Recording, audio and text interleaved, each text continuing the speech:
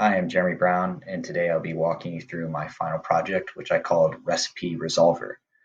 The problem that I'm looking to solve with this application is that often I run into a situation where I try to explore one of my hobbies of cooking, and I spend so much time researching it and deciding on what recipe I want to actually make from these allrecipe.com or foodnetwork.com sites that by the time that I get around to actually making it, it's been an hour and it feels more like a chore than a delight or a pleasure.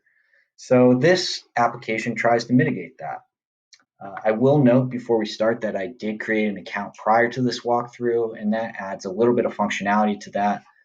Namely, I'm able to edit my own account, I'm able to bookmark stuff, I'm able to add new recipes, delete recipes, etc. A couple things that you'd really want a user only to be able to do. Um, but now that we've got through that, we can just let it rip if we want. If I don't want to put in any prereqs, I can find a dish. It looks like I'm making Rachel Ray's tortoni recipe. If I don't like that, I could spin it again. If I want, I can bookmark it for later. I know that a lot of times I end up in a situation where I'm leaving work and I don't want to cook something immediately after I research it. If I decide that I don't really want that later, I can also delete that bookmark, but we'll leave it bookmarked for the sake of this. I can also look up who actually created it. This was my other account, and I created about, well, over 3,000, so we won't scroll through that. And it gives some basic information, what type of categories it is, so you can search on it, what the recipe call, a description of it, how long it takes, number of steps, what the steps actually are, the ingredient count, and then what the ingredients are. And if that's not enough, I still need some extra stuff. I can get brought to the site where most of this data was scraped from, and it will pull something similar to it. The problem with this one is that the data is a little bit old, so some of it may not be there anymore. But for most, unless it's something super specific like this, it'll pull up something good. And then I also have the ability to edit the recipe. If it takes me more than 10 minutes to make it, I can do that. And I can delete the recipe if I say, oh, Rachel Ray's recipe is so terrible that no one in the world should ever try to make this again.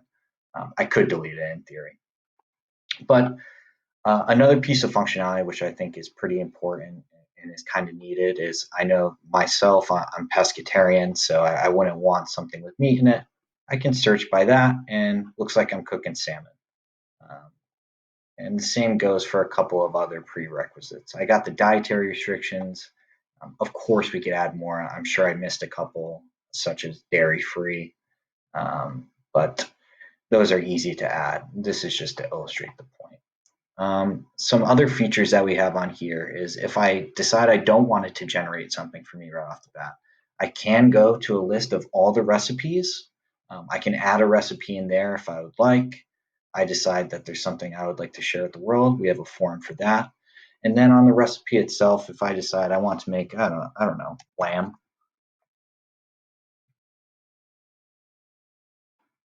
you can find that. There's only two results for that, so that narrows it down. Let's go with something a little more.